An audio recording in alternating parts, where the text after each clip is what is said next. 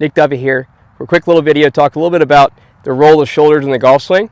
So what I really want to talk about is not only going back and the effect of the shoulders in the takeaway, but also a little bit of what they do in the downswing. So starting out, we should always start with, the takeaway, kind of the first movement back in the backswing, because that's going to affect what they do in the downswing.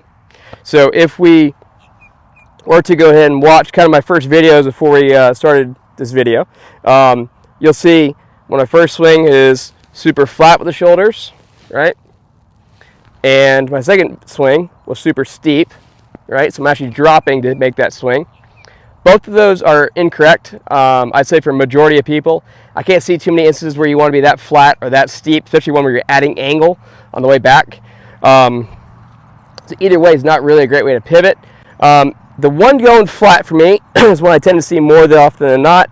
I'd say a lot of people on the internet nowadays trying to get depth, you see a lot of that. So what they'll do is they'll just drag their hands inside like this, shoulders super flat, boom, they get depth.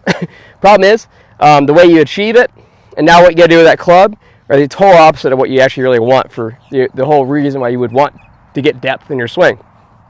So if your reason of getting depth is just because you want to get your hands deep enough so you come in from the inside now, it's going to be a very hard place to play from, because you're going to have to do something to either A, get the club back on plane, which is going to be very similar to a very over-the-top move. The reason why most people are trying to achieve more depth, so they won't have that move in there. Or B, you'll be the guy who just actually gets to the top here, drops it under, and now this club's a mile behind you. And it'll be very, very tough to get this club back on the ball. So, with that being said, an easy way to kind of, fix that, the very first one, is pivots where you feel like left shoulder down, butt end of the club pointing just outside the ball. Try to get this angle of shoulders much better. We're not going to try to let it get pointing up at the camera. So if you had a ball on the ground, you're trying to feel like you're getting it at the ball, maybe slightly outside of it.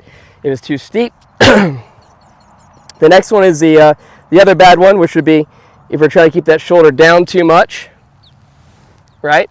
So I'm actually increasing side bend to my left side. Going back, you do that a little bit, but not to the extreme that I'm doing it. I'm very much extending my right side, my trail side, while decreasing, or should I say more left side bend going back. So that's going to cause a little bit of strain on my pivot, and I'm not going to be able to swing as well as I normally do from this position. I'm going to have to really stand up on the downswing, probably throw the club a little bit to make room. See for the shot I hit. It wasn't very pretty. I don't play from there. So for me, that's a very difficult place. So my suggestion would be between doing pivots, which you can do at home. You do them on the range. Get a good feeling of what the shoulders are doing in the swing. Easy way to kind of work on them there. The other good way is just kind of stop and goes. So whether we just go to here, feel that left shoulder work under our chin. Right shoulder doesn't work flat from here. So we feel like the left arm cross our body, left shoulder under our chin, and then hit. Kind of an easy way to work on the feeling and still hit balls at the same time. I'm not one that thinks it's easy to make changes without a golf ball there. I think sometimes you have to do it away. If you can do it away, then you could come in and try hitting a ball. No reason to really miss a step in there. So overall, my biggest takeaway in this whole thing is, especially in our takeaway, let's get our shoulders looking better, right? Because then our shoulders will most likely be doing something kind of strange in the downswing if we did something funky in the takeaway.